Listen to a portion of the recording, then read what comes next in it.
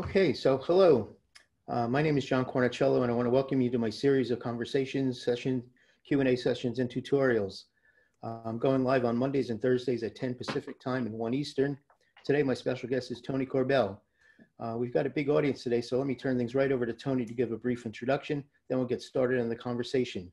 Feel free to unmute yourself to ask a question, or you can type your question into the chat if you prefer. Take it away, Tony. Well, that sounded very professional, John. I'm telling that's the most professional opening. Good morning, everybody. Thank you for joining us. I say good morning. It's just noon here in Oklahoma. You know, this is great for me. It's a lot of fun, and I'm great friends with John. I've known John now almost 10 years, or well, maybe over 10 years.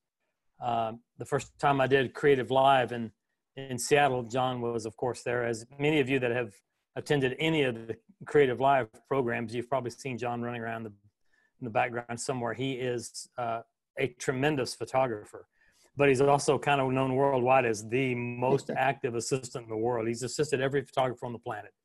And it's really great that he's doing this. I think it's real fun. And I saw him recently. I was in Seattle, I don't know how many months ago, and I got a great headshot of John that I'm real happy about. And we've seen each other over the years and taken turns photographing each other. For me, you know, for those of you that know me, I'm a sort of a portrait guy turned commercial guy.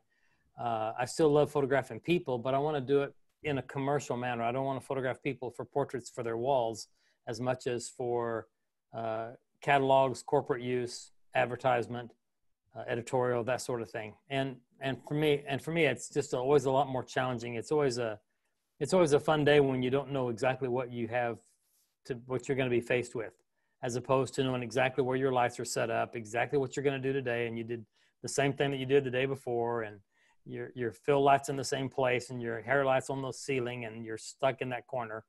I broke out of that a lot of years ago, and I've sure enjoyed being out of that mode. Not that there's anything wrong with it; it was just a different mode for me, and so I worked real hard at changing my stripes away from that traditional portrait world, but I did know it quite well for a long time. I stopped shooting. I had shot weddings, of course, at the same time early on, and I stopped that probably, I don't know, 15 years ago, 20 years ago, not 20, but 15 years ago, probably, with the exception of the, you know, favorite niece that you have to photograph occasionally. But it's been a real fun run. This is my 40th year, and that makes me pretty old is what it makes. But I've seen, sorry, honey. We're all getting Wait, she said, I've got my wife over here editing behind me, and she's like, you didn't tell me that. Called elder statesman. I'm the elder statesman. I've seen an awful lot come and go, and I've shot an awful lot of film. In fact, I've just pulled out my 4x5 camera. I've just dusted off my Hasselblads. I've got a big project coming up that it's a personal project that I think is going to bring me some business, photographing 25 actors in costume. So I'm going to go back to my roots and shoot some film and shoot some large format and see what happens, and do some black and white. Sorry, John? Which 4x5 do you have? This is a speed graphic that I've got left. I don't have anything else left, and I've still got the speed graphic. I wish I had a little field camera, but I'll take the speed graphic and do something with it. I've got a couple of lenses for it, and yeah, that sounds great. I'll dust it off and see what happens. I've got an old 545 Polaroid holder, and I don't have any PN film anymore, but I've got some other ready loads and some other things. I miss 55 PN as well. So, but anyway, so that's about it for me. I just I do a lot of workshops, some of you know, and I do teach a lot. But it's because, you know, as with just about anything that you really enjoy doing, you'll get pretty good at. And I love shooting and I love teaching. So it's kind of a combination nowadays. Great. Well, I've got a question that came in an email for someone who couldn't make it to the meeting, and he just wanted to thank you for teaching him lighting ratios with your +1 or -1 stop theory. Yeah, I think in terms of plus and minus, you know. It's just like the way when I'm on a set, and you've worked with me, John, enough to know when I'm on a set, you know, whatever the primary subject is, that's kind of the zero. And if you want the background to be up, that's +1, or that accent -1 or -1/3 or up a half or wherever. I've Yeah, I always mean, just kind I of, hate thinking in lighting ratios, so that way yeah, we're yeah. much better. You know, in the world of PPFA and the certification exams and all the, oh, and I see Rebecca Crawley, who, congratulations. Rebecca just got her certification yesterday, certified professional photographer. Way to Congrats. go. You know, those ratios are pretty great to know, and they're pretty great to have in your back pocket. But I don't think there's ever going to be a client that'll say, I'm not sure that I like this particular image because it looks like a 3-to-1. I really wanted a 4-to-1 ratio. I don't know that they're going to do that. Yeah, But I do think there is a certain amount of command over our craft that we have to have. And that's what for me, that's what that CPP exam is all about. It's illustrating that we understand our craft. So congratulations, Rebecca. Yeah, and that sort of goes back to something you were mentioning yesterday when you're doing outside work, exposed for the face, exposed for the place, and then like the face. Yeah. Yeah, you know, that's working with flash in an outdoor location, or a flash in an occasion where there's a lot of ambient light. Maybe it's an interior. I see Jim Doyle there, one of the best architectural photographers alive. You know, you've got a lot of light coming in the lobby of the hotel that you've got to photograph in, and you've got to photograph the architect. There's a lot to be dealt with there. So if you could expose for the place and get that ambience where you want it, it's the one thing you can't change. Get the ambience exactly where you want it, then light for the face. Life gets a lot easier for you, and all the confusion kind of gets settled. I think it makes a whole lot more sense to do it that way. To my mind, it does anyway. Mm-hmm. So that's just a little sentence that we came up with, me and a knucklehead named Gary Box. Light for the, expose for the place and light for the face. So it works. So tell us a little bit about your studio now. You've moved recently. Yeah, we're in Muskogee, Oklahoma, and the studio space is an old building. It's a 1929 building. It's pardon me. It's kind of a showplace building. And it's at the corner of Broadway and Main Street. So you can't get any more right in the middle, smack dab in the middle of downtown than that. We share space with another woman, with Kimberly Smith, who's a pretty top photographer. And the three of us are in there, and we've got 3 separate businesses in there. We're all non-competing companies and entities. And both my wife, Mandy, and Kimberly both edit and work at home, and they just use the studio mostly for studio headshots when they were shooting their senior work in there, and then they do all the sales there. We got a big, nice sales room there, and they meet clients there for sales. But I've got an office there. My office is there, and that's where I try to spend some of my time. And you've got what, like 18-foot ceilings? We do, yeah. And the building is. We're shy of 4,000 square feet, but it's pretty big. The front studio A is 24 or 26 feet wide, 18 feet ceilings facing north, floor to ceiling windows, which are remarkable. And then the depth is at the deepest part. It's about 40 feet, I think. And then we've got a couple of offices, a couple of, storage areas, and then the sales room. And then in the back, in the warehouse, we have about the same as the front, maybe a little bit bigger. Maybe it's a little bit wider. In fact, it is. It's probably 10 feet wider. It's probably the same depth, maybe 30 feet deep, maybe. But its width is probably about 30, 35. But it's a fallen apart, grungy walls that are, well, I'll show you a couple of pictures. It's fun. It's a real real fun place. So. Yeah, if you want to share your screen, let me set that up for you. Yeah. Hang on a second. I'll have to look and see.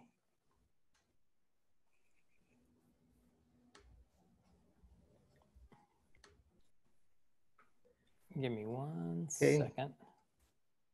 Do you have the share screen available now? Yeah. Good. And if folks in the audience have questions, feel free to unmute and pop in and join the conversation. It's not just me and Tony. Okay, here we go.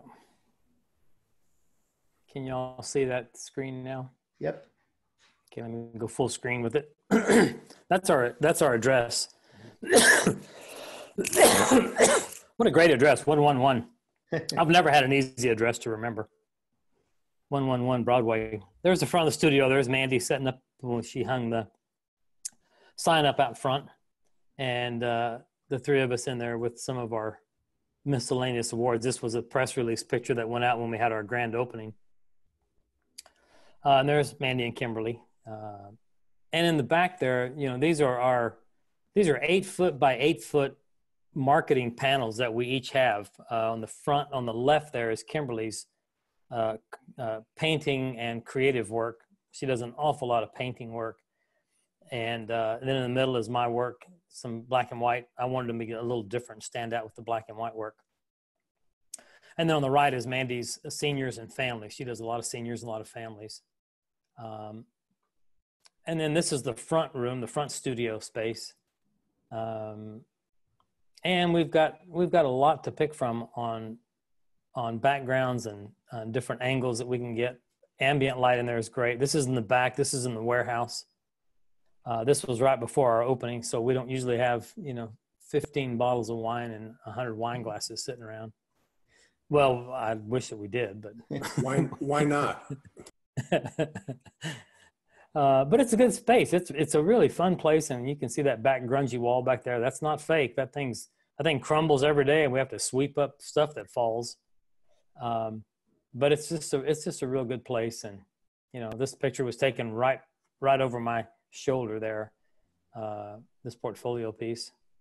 Front door, we all three have our own separate things going on. This is the side entrance for the sales room, which is separate from the rest of the studio. And it works. It serves a great purpose for everybody. So it works pretty well. And then I've just got a few things here recently that I've done. That's in the back in the warehouse. That was during a workshop that I did with Russ Harrington from Nashville, photographing musicians. Russ has probably 700 album covers to his credit. And so we did a little 3-day weekend that was just so much fun. And we photographed a lot of singers and guitar players, and it was pretty great. And saxophone players. This is an amazing saxophone player. This horn of his is it's cobalt black with a little bit of brass on it, and it is stunning. And he's got 3 of them in 3 different sizes: alto, whatever the tenor, and then soprano. The big one, soprano. But they're all stunning, and they're beautiful, and they're all special, collector's editions. But he's a great player. And boy, when he started playing that in the studio, and he's a great blues and jazz player, it kind of brings you to your knees. His sound echoed through the studio. But you can see in the bottom there, you can see the highlight. And for me, it was about making sure we created a good highlight on the bell of that instrument. So are you using a square or round modifier on this? Yeah, one? for that it was a 3x4 as close as I could get it. A 3x4 softbox vertically as close as I could get it. Yeah, when you have shiny objects like that, it really works well to use a rectangle and over a round. Yeah, you always have to remember that anything that, when there's chrome involved or something shiny involved, any place that doesn't see a highlight will go to dark. So you have to surround it with highlights to be able to do something. My friend Joe Glida, great commercial photographer, food photographer for 40 years. Joe shot, I always tell all my friends that Joe shot every box of Kraft macaroni and cheese you ever saw. He shot for Kraft Foods for 38 years. And he helped me in a boxing match recently. And he's sitting in the ring, sitting in as my model, waiting for the models to show up. Oh, I thought maybe you got into boxing. So no, that was fun shoot.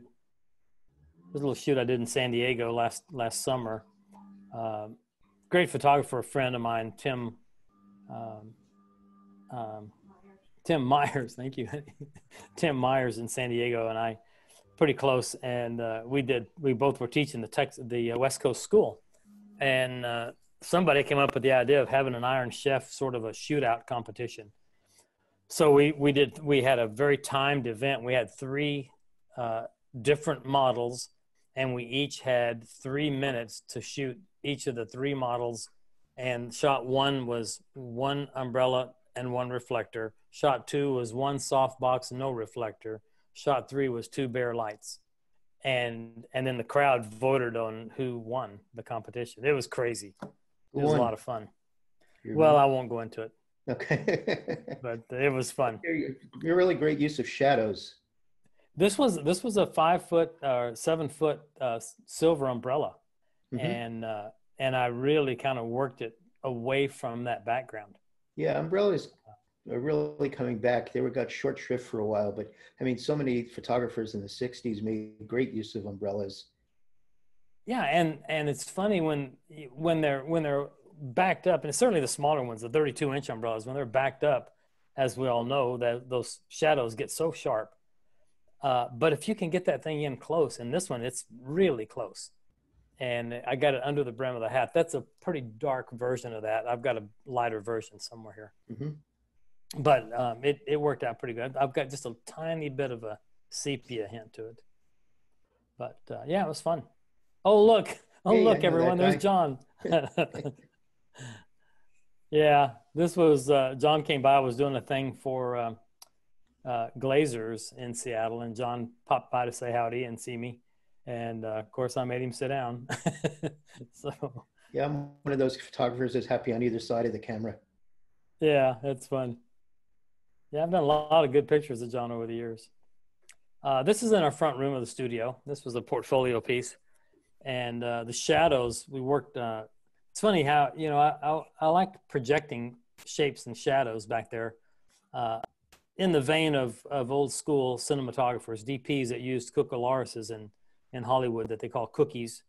And basically it was, I have a small miniature fence that's about 2 feet high, and it's just like a little white picket fence, tiny little thing. And I put it back there near the background, put a strobe on the floor, and at about 10 feet away from the fence, and let it fire through the fence, creating the shadows, which you can identify them there as those are just, imagine that's just a picket fence that you're seeing with the strobe laying on the floor. And then as I came in closer and opened up a stop, I just got miscellaneous nebulous shapes back there. Yeah, I mean, that's thing that keep in mind with shadows is how far the light is and where you place your interference or your cookie. You know, if you want a sharp shadow or a soft shadow. You've got a couple of different, you've got some different adjustment controls. The distance of the head to the interruption and the distance of the interruption to the wall. And then the tonality of the wall changes too. So you've got a lot of little adjustments in there that really affect it. And you can make some great pictures this way that don't require any post-production work. So for me, that's always a plus if I can create it in the camera.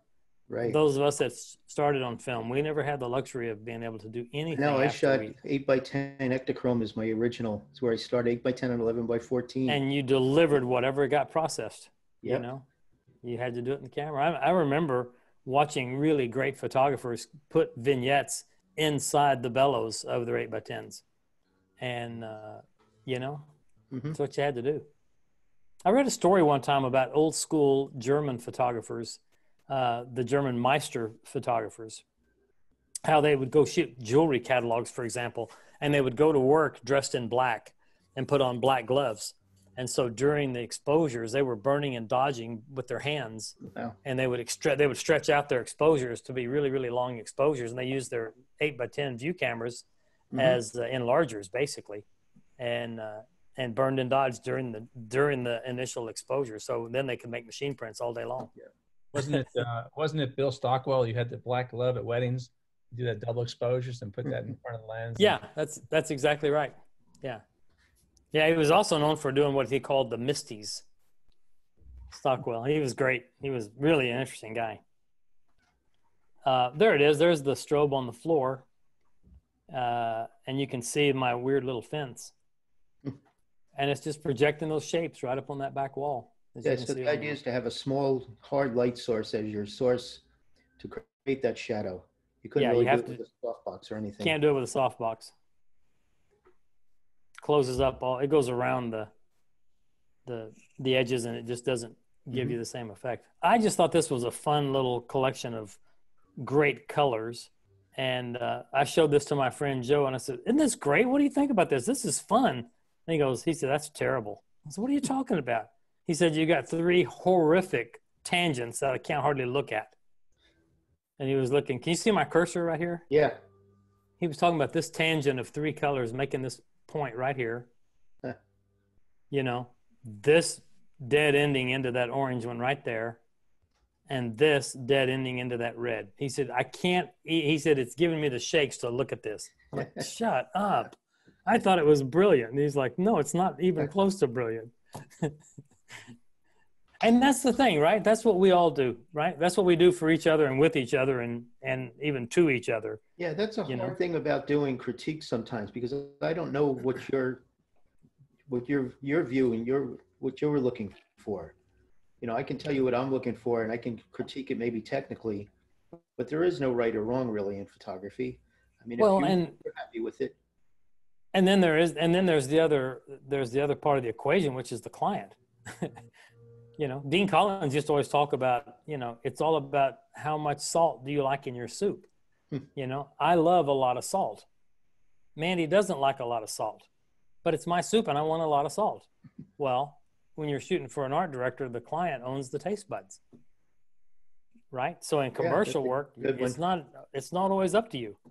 And that one goes along with the checkbook holder. What was that quote? That's right. Beauty is in the eye of the checkbook holder.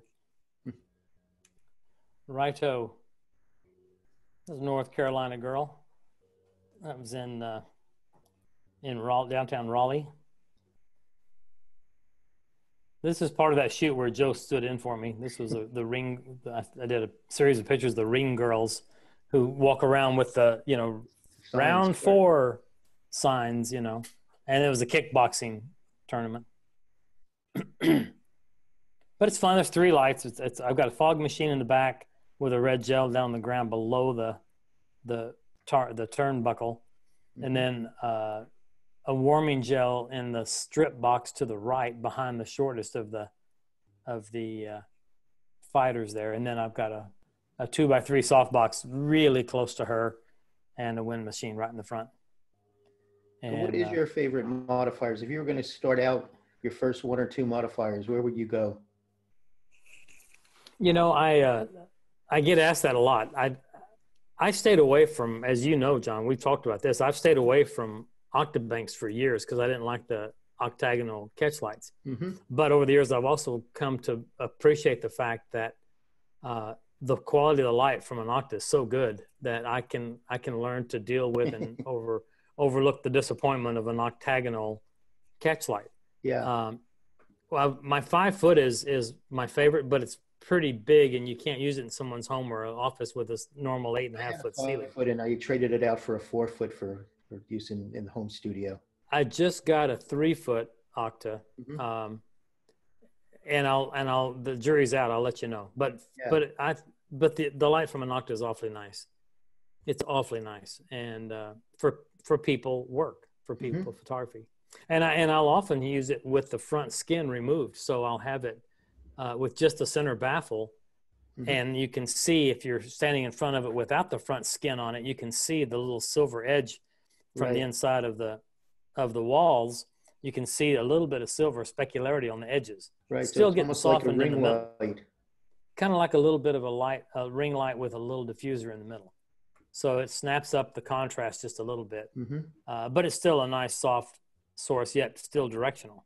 So yeah, Scott's popped a question into the chat. I think it's about creating a window light in a room without windows. Yeah. Yeah, and you can do it very effectively. And I saw you do it with bubbles this week. You don't think I was paying attention to your bubbles? You were crazy. You know, get a piece of get some black gaffer's tape and create a window on the front of your box, your soft box. Yeah. And, while you're talking, I'll see if I can get one of those out. You can do that. You can make these make the panes of window in the softbox. We're human. You know, when you're photographing people, you don't see the lines that you create except in the catch lights. You wouldn't see it unless she's holding a glass of red wine or dark colored drink, or a shiny 8-ball, or a black car, or something that has something that can show the specularity. Yeah, look at John's That's my headshot there. 2x3 softbox with some black masking tape across it. So it look Yeah, like works great. It creates a perfect window for dark, shiny objects. And yeah, try it. It works great. You'll never see it on a human face, but you'll see it on anything that's highly polished or shiny. So yes, that works. I'm going back to Scott's question there. I mean, when people say window light, that's different than outdoor light. A window light works sort of like a softbox. If you're in close to the window, the shadows fall off quickly to darkness. You get this nice wraparound. But if you're deeper into the room, the light penetrates deeper. So it depends on what you're going for. But basically, I would try to keep as close to the light as possible. You know, yeah, and yet at the same time, yeah, go ahead, Tony. At the same time, I've learned that if I've got my subject next to the window, which is the ideal place to get the light the biggest, by having them closest to the light source, you get yourself painted into a corner a little bit, and you lose some of the posing ability that you have, or capabilities, because you can't do much. It's split lighting, and that's what it's going to be. But if I can stay where I am, up against the window, up against the wall next to the window perhaps, and if I can move my client maybe 3 feet away, 4 feet away, 5 feet away from the window, then I have more freedom to turn them and pose them and turn their head and their shoulders and their legs and their feet and their hips, and I can make a lot more and better pictures by doing it that way. I get a lot more out of my window light pictures now that I've learned to train myself to get them further away from the window. Yeah, I mean, Scott was asking about a 12 by 20 space, no windows and 10-foot ceiling. I'm working in about a 12 by 20 space with an 8-foot ceiling, and getting that. So maybe the 2 by 3 and a 3 by 4 would be my two go-tos on that for myself. Probably so. Probably so. 2 by 3 is such a versatile. Yeah. It's a great tool for head and shoulders, 3/4 length. You can't do much more than that with it without it getting pretty sharp and harsh. But boy, for headshots and that sort of thing, it's really a good size. Yeah, I don't know if you have it coming up in the slideshow, but you were showing your double light in octo with a hard light in front of it. Do you have that to show here? I can get it. I don't know right where it is. I can go to it pretty fast. Yeah, someone was asking about that. William Thomas was asking about that. Yeah, I'll show you how that works. It's a stumble. I stumbled on it in food shooting once, and it works pretty interestingly. And I'll go through it in detail for you in just a sec. There's a window light shot. This is at an old barn in New Mexico, and that flag was there. I didn't have to put it there. All I had to do was open the door of the barn. We'd been carrying equipment all around this place, and this is the one shot that I was able to pull off without having any equipment. It's just an ambient light picture, and one of my favorites. I called it the American Rancher. I liked it. This was a catalog shoot for Premier Jewelry Design. I'll try not to bore you with all this, but this is the kind of stuff that I really love to shoot. I love an ensemble cast, if you will. I like a lot of people, a lot of pizza, and we have a lot of fun. And I enjoy that kind of excitement and lots going on. A lot of people on the set. There's 20 plus people on the set for these shoots. And there's one of the call sheets that we had, and you can see there's 20 on the top one there. There's 24 people on the call sheet. From designers to jewelry designers, the digital techs, the grips, the camera assistants, makeup, hair, stylist, model, there's a lot of people. The good news about that is it's fun, it's exciting, there's a lot moving, and it happens fast. The bad news is if I fail, it just got real expensive. There's a lot of people, and that's a big, expensive shoot, and I can't fail. We've done all these catalogs have been inside in the studio, and then they did one on location. So this was the one on location. PCS in Irving, Texas, brought me in for these jobs, and that's their grip truck, and it's filled with everything I ever need. Anything that you want is in this truck, from every kind of C-stand and grip equipment, sandbags, everything's in there.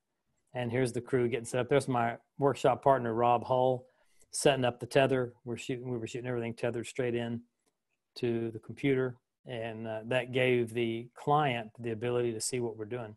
This whole shoot, this 70 to 200 f4 lens I see back there. It was, yeah. That's my 70. You know how I am about that.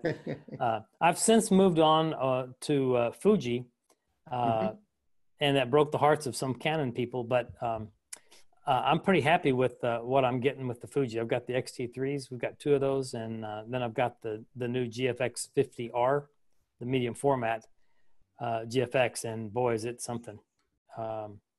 But yeah, so this is us just getting set up, and we're just rigging up for the day. The pro photo that I just showed, and this one here in the center, we had I think 6 or 8, and they're the B1s.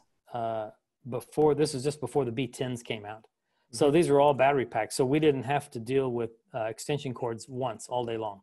Everything was a wireless shoot, and we rotated batteries a lot throughout the day, but we were saved because it saved so much time, and you walk from one set to the next, for one area or one corner to the next. And every shot was lit. There was not one picture that we did that was ambient light only. We lit everything. I feel strongly about that. If for no other reason, for the ability to get great skin tones in weird color situations, you know, look at that reflector, bounce reflector up there, silver bounce. It's 100 feet away, 200 feet away, and it sends this great beam of light back to her hair. You know. When you say Fuji, are you talking 35 millimeter equivalent, or are there medium formats? Both. I've got it on both. Jim Doyle's asking what lenses are available for the medium format. A lot. Well, there's 3 now available for the GFX. The equivalency, Jim, is 85 equivalent. And the ones that I have, I've got an 85 equivalent, and I've got a 45 equivalent. Okay. I know they've got one wider, and I know they've got one longer. I haven't got them yet. Do they have the medium format? Is there ability to use any type of super wide angle on it? And I mean somewhere between 17 and 20. Haven't checked. I can't tell you that one yet. Okay. I'm pretty new to that one, to that camera. Are you? Are you liking it? I'm loving it. The thing is, here's the thing about all of those cameras, the new Sonys that have come out, the Nikons, the Canons, all of them are capable of doing great, great things. We all know this stuff. Why I fell in love with about the Fujis is they feel great in my hand. Now, I don't know how else to explain that. They just feel good. They fit my hand, and I can find everything in the menu pretty easily. I love the files that I got from the 42 meg Sonys that I tested. I was crazy about the image quality, but I can't find anything in the menus. After 2 weeks, I still couldn't find anything in the menus. Yeah, I couldn't change ISO because I couldn't find it. So I can't do this anymore. We've got a couple of the Sonys, and I'm looking at that Fuji, but the problem is I can't find lenses for what you do. Yeah, for the architectural stuff. That's a problem. So there's a 23 that is equivalent to an 18 millimeter. Okay, well, there you go. So 18 is pretty good. But I'm a fan. I'm loving the files, and I'll tell you their color rendition of their chips are pretty great. So looking at this picture, it makes me think of cinematography and movie sets and the like. And I think you and I that's both what this crew does a lot of video. Yeah, if you want to learn lighting, I say look at the cinematographers, get some of their books because they have so much more writing on the line. They really I'll recommend for you to all go take a look at. There's a video on YouTube that you can watch. The title of it is Cinematographer's Style, STYLE, Cinematographer's Style. It's a pretty long video with a lot of chapters. Just go to the chapter on light and shadow. Just go look at that chapter. And these guys, the top 20 or so cinematographers in the world, sit down and they're interviewed about controlling light and shadow. And they're exactly us, except on a bigger screen, you know? And it's really inspiring to listen to him talk about it. Yeah, I think we mentioned before, it's all about the shadows. It You know, is, and they talk about that a lot. They talk. Everyone says, let there be light. That was easy. It's let there be dark. That's right. Create dark, and that's when you really got some power going. Create some great dark. Reminds me of the darkroom signs before, leave the door closed, otherwise the dark leaks out. That's right. If you'll notice that green cargo case in the background there, that's with that overhang on the top of it that we put up there. That's where the client sits with Rob, my digital tech, during the shoot. And they sit there as I'm shooting, and we're flying files across. They're looking at, and they're tagging the heroes and the stinkers and the winners. That's the inside of the grip truck, just to give you an idea of what all's in there. There they are in there picking our keepers, and basically they're working and they're so fast that by the time we get to the end of that segment with that model, the client has already tagged their heroes. Rob has already burned a hard drive and handed it off to the client. We're color corrected. Our exposures are dead on and our colors dead on. And so there's nothing for us to do except hand it to the client. So at the end of every model change, we've already delivered the job. So that makes us pretty dangerous, and it makes the client like us. You know, we're getting it done, so to speak. That's just to show you the madness on this set. Sure. You know, it's herding cats is what it amounts to, and everybody's just waiting for the pizza. So, you know, not my favorite picture. I didn't like the background at all, but I wanted to show you how this got used. This is the world of commercial photography where you have no choice in what's going to happen next. This is the shot we worked pretty hard at getting to make the client happy. I'm kind of chuckling because that's where it was used. Yeah, Pam just posted a question. Do you meter? Well, I used to. I used to meter more than anybody on the planet, and I've probably sold more meters than anybody on the planet. But I do start nowadays with my my pro photos with TTL capability, and I'll take my first test pop on TTL, and then I'll lock in those exposures on, and then flip back to manual. That's a big change for you. It's a big change. It's a huge change for me. But my battery died in my Sekonic meter about a year ago, and I haven't replaced it yet. Wow. I keep thinking I got to go get a battery, but I haven't needed a battery yet. Because I remember a week at Creative Live where I worked with both you and Joel Grimes, and I had to keep remembering each day, Tony meters everything. Joel doesn't look at the meter. Who am I got today? Do I pull the meter out or not? Joel taught a workshop next to me in Texas a few years ago, and I overheard him. He was overheard saying to his students, "Don't tell Corbell I don't use a meter." But that's the way this picture got used. I mean, that's where we started, and this is where they ended up with it. And you know, you just don't know. You don't know what's going to happen when the client takes the charge. That's the way that one got used. Mm-hmm. Tony, I think your comment about exposing for the place and then light the face is really applicable, because the ambient light, you have to balance the ambient light. And once you have that, then you bring up your strobes to fill in where you need it. Isn't right. That's the way you do it, right? That, in essence, that's exactly what I'm doing. It became identified as an easier thing to say and the way to think about it that way, as opposed to, well, you got to measure this, and then you got to have your flash, and it's got to be -1.5 to have a good fill on the face and not be overpowering and blah, blah. Stop it. Get the ambience the way you want it, whether it's brighter. I always think of it in three different methods or 3 different measurements. I want the ambience the way it truly looks. I want the ambience darker than it looks, or I want the ambience brighter than it looks. That's it. So I've only got those 3 exposures. Okay, fine. So now let's go on location. Let's expose for the place and look at the background the way you want it, and get the client to sign off on it, get the background. Now, this is what you like, right? Yes. Okay, great. Now, bam, now we turn on the TTL, come in, get an exposure on the face, and we're done. And it's that fast, and you can move so much faster this way. So no testing. I mean, you're dialed in that way. So it works. This, of course, is anymore. I'm sorry? No color Polaroid 59. Yeah, no more 59.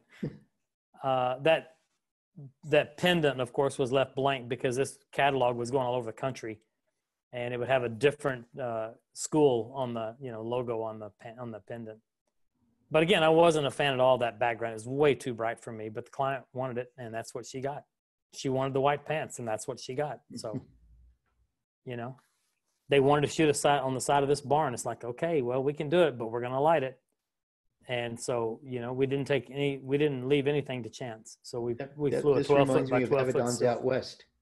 Yeah, it's exactly what it amounted to, except we didn't change the background too much. Yeah. That was where she ended up sitting. And then, of course, that's a close-up of what the jewelry looked like, which was what my job was the jewelry had to look good. I put this up there just because I wanted to show you that background on that wall. I felt that it needed a little bit of breaking up back there. So I made a cookie out of a piece of foam core that was on the ground. I just got a pocket knife and started cutting holes in it, and then placed that between the sunlight and the wall to just break that up a little bit.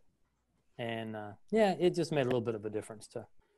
But those are the simple little quick things and easy to do things when you've got a pretty good handle of what you're doing and how you're going about it. This ended up being a cover for the catalog. They dropped out the background, and the art director told me, she said, I'm changing out the background, so don't even worry about the background. I said, well, I'll give you a good mid-tone. Yeah, there you go, John. That's the same thing. That's exactly what I made on that previous shot, is that cookie, just like that. This woman, this was the cover, and she said, don't even worry. So I gave her a mid-gray with some vignetted corners, but it went to a high key. She dropped it out and made a high key out of it. Each model change, we always put in a color checker X-Rite passport as our last frame, just so Rob, as he's handing off the files of that segment, he can just do a quick check. And if you're in Lightroom, you know, there's a preset for that you can double click on, and you can get a real quick check on where you are, and it'll zero it out for you. But for the most part, we had no issues that we had to deal with. We were dialed in. I'm looking at the chat, and there seems to be some confusion. You are using the TTL system to get your first exposure, but then you switch it to manual once it's locked in. Is that correct? Yeah, and I'll explain that in just a second, a little bit further. But basically with ProPhoto, when I shoot, let's say I've got my softbox over here and I'm lighting my subject here. I'll turn my remote on top of my camera, my Air TTL remote. I'll turn it to TTL. I'll move in and I'll fill the frame with the face. All I want is the tonality of the face. It doesn't even have to be in focus. I just move in and squeeze off of a shot at whatever working aperture I choose. Okay? Does that make sense? Okay, so then I glance at that, and if I like the skin tone, the tonality of the skin, which I am going to like it because it's almost foolproof. As I back up to get back in my shooting position, I'll just push the button from TTL back to manual. When I do that, that freezes that ProPhoto light at that previous output. It stays there, and it won't move all day long.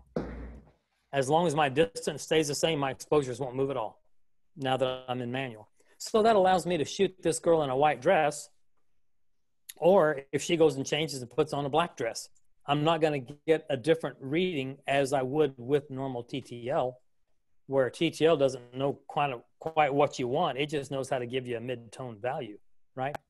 Mm-hmm. So, and let me give you another little tip about TTL. Be careful. There's two things you can't do very well with TTL. You can't measure it very effectively with a light meter because of the new thing called the pre-flash. We all know that pre-flash will give you an under reading, and you're thinking, well, my meter broke. Your meter didn't break. Your meter's fine, but it's trying to read a pre-flash, and it doesn't know what to do. And also with high-speed sync, it doesn't know what to do with high-speed sync. So be careful about that and make sure that if you're using your meter to take meter readings, go to manual and take a reading. You can still trust it. Yeah, okay? Another question came in is on this catalog job. Was the client doing all the post-production? 100%. But they very seldom did anything. But yeah, they did 100%. All they wanted was raw files. Is this image showing now part of that catalog too? No, this is different. Okay. This is different. Hey, Tony, this is John. Yeah. Quick question on that TTL. Hey, John, how you doing? Doing well, sir. It was good to Good. see you last week with Texas School, and appreciate you here with John today. Good Back to on see you. that TTL, Yeah. you could go in tight with regard to get the skin exposed correctly on TTL. Could you accomplish the same thing for establishing the midtone with a gray card? No. So don't even use the gray card, just establish it based on the skin. Right. You can't. And I'll tell you why. Because if I've got Kelly O'Donnell from Ireland with lily white skin, right, and I've got a dark skinned African American, I'm going to get a different output, right? With this new system and their new pre-flash, it will read and give me the best possible exposure on both situations. But if I use a gray card, I'm going to blow both situations. It doesn't know what you want. Because of the extremes, right? One's too fair and the other one's too dark. That's it. But I don't know. It's almost like a thermos. It's magic. You know, how does it know? I don't know how it knows. What are those signs? But if I have a light skinned girl, I get great exposures. And if I've got a dark skinned girl, I get great exposures when I do my first pop full frame on TTL. And the beauty of that is also because it's regardless if you're within your flash sync or running at high speed sync, it's dead on. Correct? In either instance, it's dead on. The only difference is how much battery life I'm going to get throughout the day. Yeah, that's true. That's another conversation. It is. Yeah, it is. And when you're doing this, by the way, I will give you a little fair warning. When you're doing what I just recommended in that manner, and you're doing it all day long, you better have a couple of AAA batteries in your pocket for the remote. Your camera and your batteries on your lights and your camera last forever. But on your remote, those AAAs are working really hard, giving you that TTL output. And so, because that's the information is now being told to your camera system, right? So you've got to keep AAA batteries close by because you'll go through them. So, thank you. Yeah. So William in the chat was asking about the same things. William, let us know if we answered your question or not. And if you want, you can even unmute and ask it more clearly. No, his answer there got it for me. Thank you. Okay, thanks. That's a nice background, William. Here I am in Cabo, and there you are. Is that the Brooklyn Bridge? Yeah, that was Brooklyn Bridge early March when I was passing through. Well, I'm glad to see that we're all over the country today. So. You know, I'm not going to spend a lot of time on this part because we're not going to have the time to dig into it, and I want to go show you a couple other things. But these are the three primary things that I talk about. And many of you that are on here, you know who I am. You've studied with me. You've seen some of the things I do. But these are the three primary things that I talk about the most, that I really want to drive home the most: understanding light quality, controlling light quantity, and the use of light direction. If I can get those three primary functions covered, and if I can get those handled when I'm on location, when I'm working, then I've got the rest of it's a cakewalk. The rest of it is just nothing more than fun and dialing in and enjoying the day with my client. But if you're freaking out over those three things, or having trouble with the functionality of your lights, your tripod, your light stands, or your camera, you guys have to change equipment. And you've got to get equipment that won't fail you. I was telling a student recently, whatever you do, when you start out, you have so little money when you start out. And you buy the cheapest thing you can get. You buy every cheap Chinese knockoff that you can buy of everything. The problem with it is it's going to fail, and you don't know when it's going to fail, but it's going to fail. You have 10 light stands in a bag, in a big heavy bag with all your light stands. And if you've got cheap light stands, you're on location and you've loosened the bottom knob and it won't move because you got one dent in your light stand and it's keeping it from moving. You got to get good gear. You got to know it's going to be there for you when you need it, or you can't command the dollars that are appropriate from your client. So, as they say, you only cry once if you go expensive. You only cry once, and it hurts. Let me just give you this sentence here, and then I'll go change the show over. But I talk about this a lot in light quality. The size of any given light source is directly relative to its distance to the subject, and that's the gospel according to Tony right there. And that right there has saved me more times and made me look like a genius more times when I was failing, I thought. So it's important to just keep that in my back pocket all the time. Let me just switch this show out real quick. John, there was one other thing that you had just asked me to show. I can't remember where. Oh, it was the big octa with the small light in front of it. Oh, yeah. Yeah, okay. Let me get that. It's right. And in the meantime, Pam is asking if you're going to teach at West Coast School again. I am. I just signed a contract. Yeah, I'll be there next summer in June, which I'm thrilled about because my daughter lives there. So, yeah, that'll be great. Here is, here's what John's talking about. This is the front, again, the front of the studio with that same model again. That's a 5-foot octa, pretty high. And so watch what happens as I make a couple little adjustments here. All of a sudden now, my strobe is still inside the 5-foot octa, right? So I'm getting the benefit of a big soft source from one position. Now, in order to give me a little bit more specularity, a little bit more snap, and yet not give any conflicting shadows or highlights, I put a second strobe up right in front of the first strobe. See that? So this is just a smaller one with a little grid spot. In this case, I've just got it warmed up a little bit. But if you look at it from the side view, you can see light number 1, and there's light number 2. So I've got twin lights coming from the same exact spot.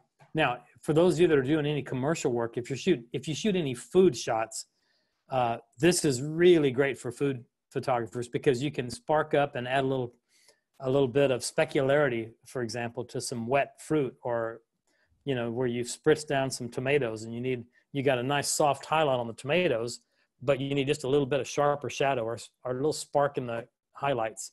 Gives you the best of both worlds. And then you can play ratio boy with how you change your ratios. You can bump one up and bump the other down, or vice versa. You can salt to your taste. It's just fun, and it's a great little technique without causing any trouble. So haven't seen a lot of people do it, but it works pretty well. Pam is asking, what is the one in front? So it just looks like the standard head with a little grid on it, right? That's all it is. Yeah. Let me back up one click. There it is.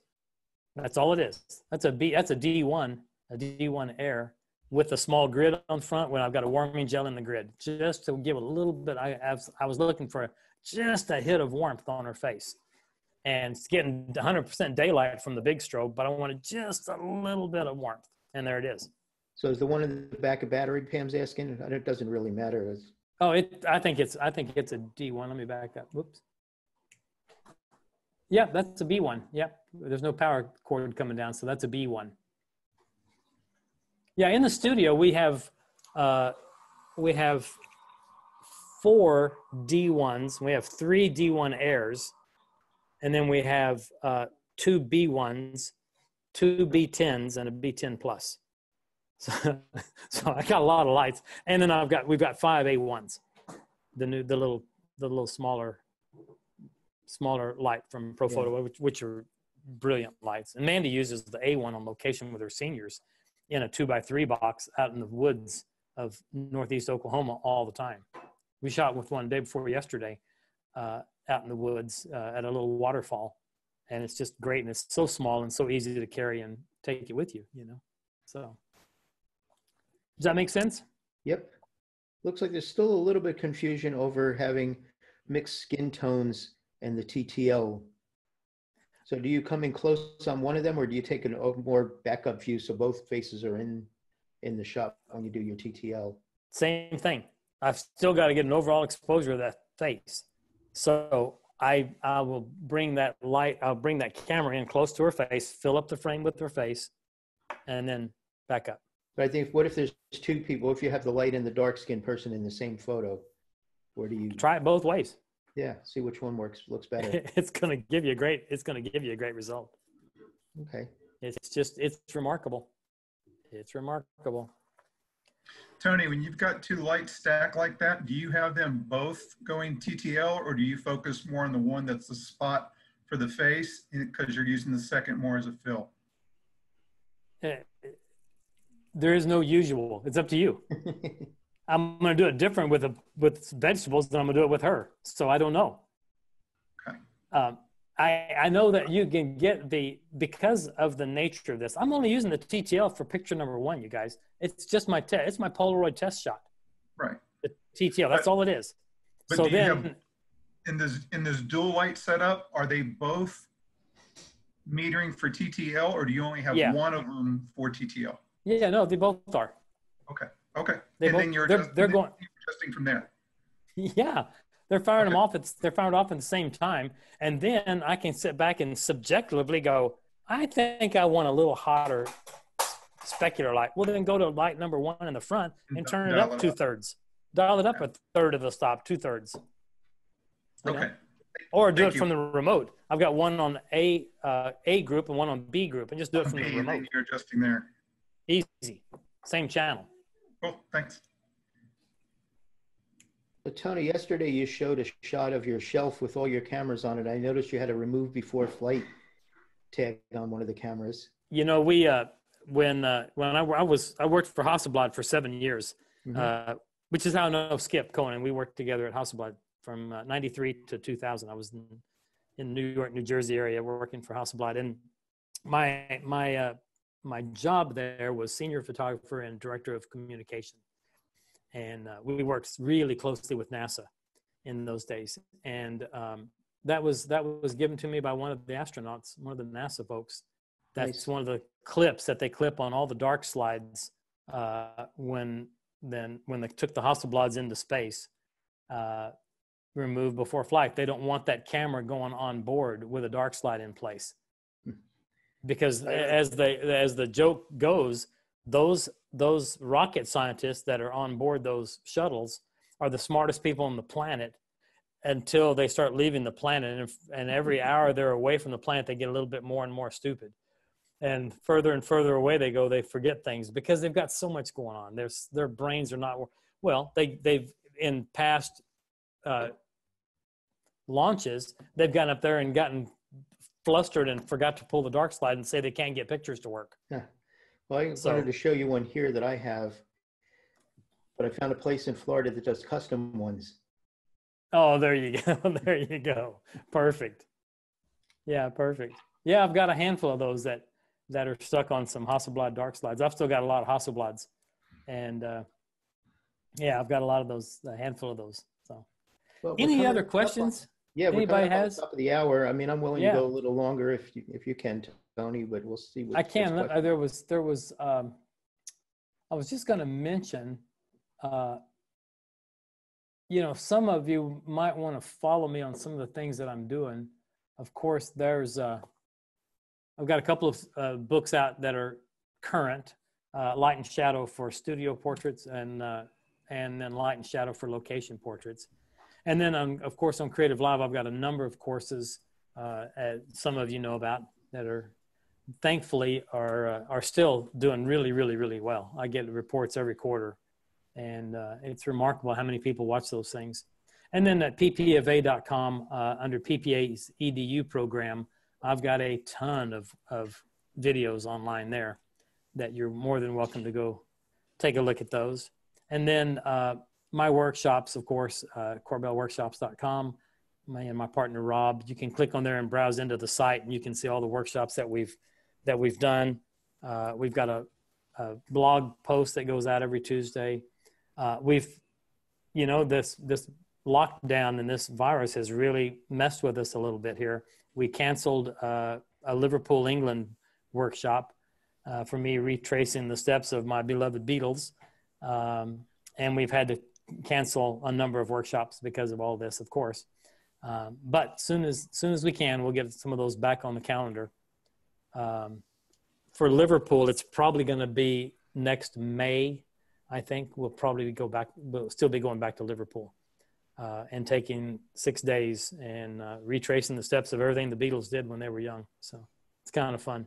I've been there a number of times, and I've got great pictures of all 4 of their childhood homes, and Strawberry Fields and Penny Lane and all the stuff that really existed. The barber shop that they sing about is still there, and the bank and the firemen and all that's all there. It's pretty cool stuff. So anyway, any final questions, John, or anything anybody wants to talk about? I don't see any more coming in. Just like that these are going on from here. Next week on Monday, I have Cuban photographer Alain Gutierrez on. He was my guide in Cuba about 4 or 5 years ago, and now he's dual living both here and in Cuba. And he's going to talk about his life experiences and running workshops over there. And if you have any interest in going to Cuba, this will be a great one to watch. And then Bobby Lane's on next Thursday. Great. You won't want to miss Bobby. She's pretty brilliant. She's a good woman. Oh, I just came back to the grid view and I can see all of you now. There's Pam. Hello, Pam. Hello, Vicky. Hello, all my people, my friends. Pam. Golly, it's great. Well, thank you all for tuning in with us today. And John, thank you for asking me. Thanks for inviting me. Anybody needs anything, just hit me up at tony@tonycorbell.com. I'm pretty good with emails. I'm pretty bad with phone calls, but I'll get back to you. Right, Rebecca? Don't leave me a voicemail. I'll never get it. Yeah. Thank you both. You're very welcome. Thank you all. Check your mail, Tony. I am going to stop the recording. Thank you, Tony.